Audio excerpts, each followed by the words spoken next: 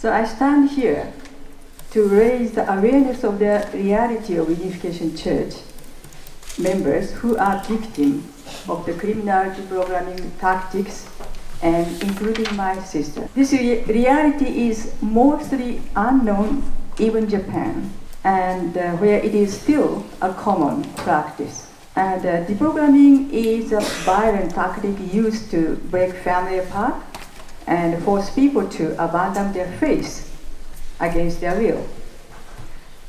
In the last 15 years, there have been almost no new civil trial against the Unification Church in Japan. This leads me to wonder why the Japanese government is trying to dissolve the Unification Church, and why more than 4,300 cases of kidnapping and deprogramming is not being talked about until now. So there are two main reasons for this, I think.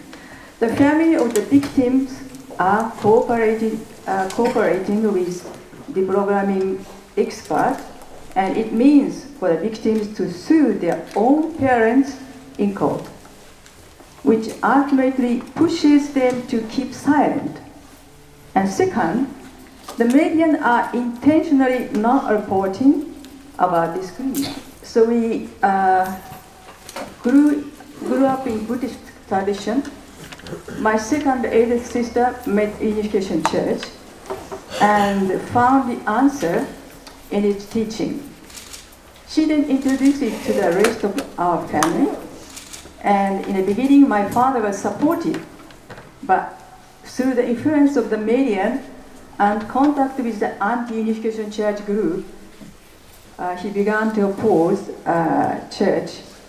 As a high school student, I did not want to cause my parents any grief, so I decided not to visit the Unification Church. My sister and brother were secretly visiting a Unificationist youth meeting. One day, I read a book about the true story of the Christian believer who jumped under the train on a mountain pass to save the lives of dozens of passengers. When I finished reading, I could not stop crying.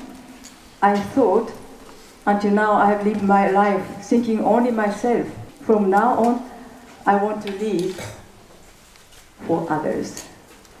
So the protagonist was disowned by the Buddhist father for his Christian belief, and the story had deep parallels to my sister's situation. Long story short, I ended up joining the church too. So 1976, something shocking happened. My two eldest sisters were living back at my parents' house and commuting to work every day.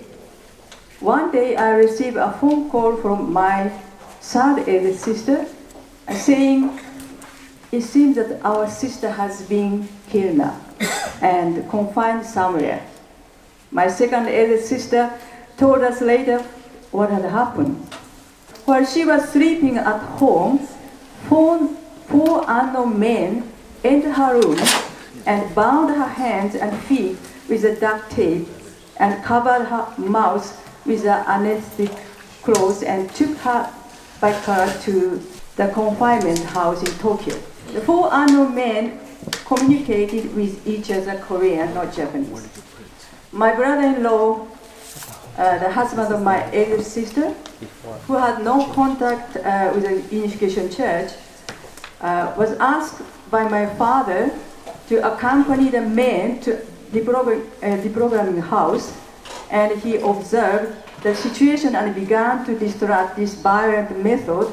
He secretly advised my kidnapped sister, "You should pretend to have lost your faith and leave this house as soon as possible."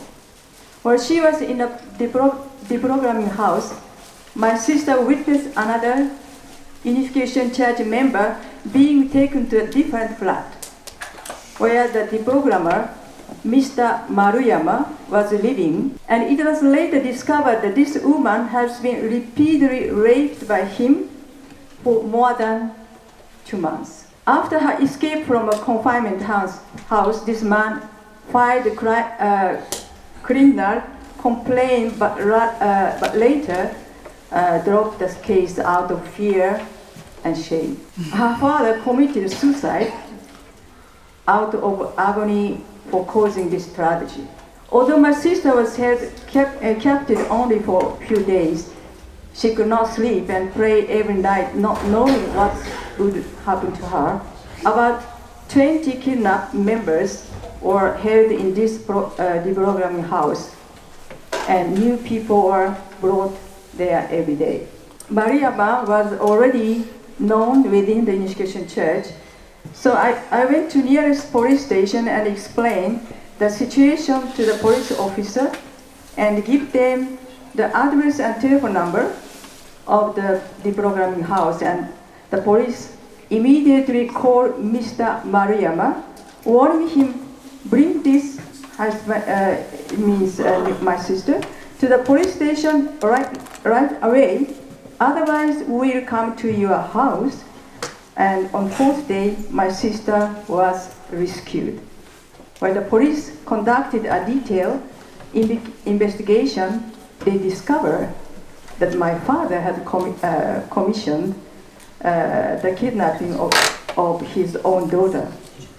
The police officer changed their attitude and told us, you have to follow your parents. So sensing the danger, my sister and I immediately left the police station and lived in Tokyo for 2 years without giving my parents our address, out of fear.